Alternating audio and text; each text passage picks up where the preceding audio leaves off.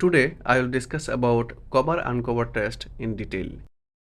What is cover-uncover test? Cover-uncover test is done by covering and then uncovering any one eye at a time.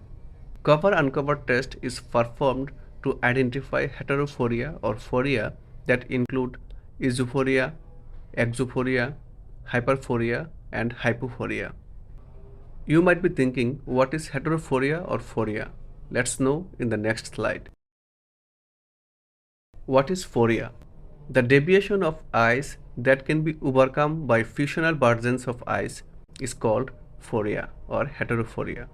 As it is overcome by fusional versions, so deviation won't be manifested or can't be seen in naked eyes. Here, for this patient, it seems both eyes are fixating eye, there is no deviation. But when we are occluding the right eye is moving inward under the occlusion. That means the right eye have some amount of deviation, but it was corrected by fusional versions of eyes. That is called phoria or heterophoria. Now the question is, how cover-uncover test reveal phoria? Let's see in the next slide. When we cover one eye, we break the fusion. Due to the fusion break, the eye under cover will deviate if phoria is there. Now, which type of occluder is to use during cover-uncover test? Opaque or translucent occluder? Let's see in the next slide. As the eye under cover deviates when phoria is there, so using a translucent occluder is better that allows us to see the eye under cover. Translucent occluder eliminate the form sense, so patient won't able to see the target. That breaks the fusion, but some amount of light pass through the occluder that make the patient's eye visible under the cover. Procedure of cover-uncover test. The patient is first asked to fixate a 20/30 target straight ahead of eyes. For near cover-uncover test, the fixation target should be placed at 33 cm, and for distance cover-uncover test, the fixation should be placed at 6 m. Advise the patient to make the fixation target clear throughout the procedure. Now, with the translucent occluder, right eye is occluded and observe movement in the right eye through the occluder. If eye moves inward, that is towards medial canthus, then it's esophoria. And if eyes moves outward towards the lateral canthus, then it's exophoria. Now remove the occluder and again check the movement in the right eye.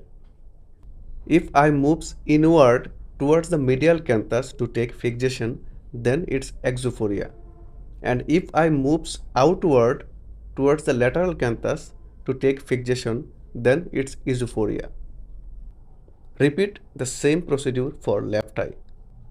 Remember, eye movement through translucent occluder and eye movement when occluder is removed are opposite. Through the occluder, esophoria moves inward, exophoria moves outward due to the break of fusion. On removal of occluder, esophoria moves outward and exophoria moves inward to take fixation.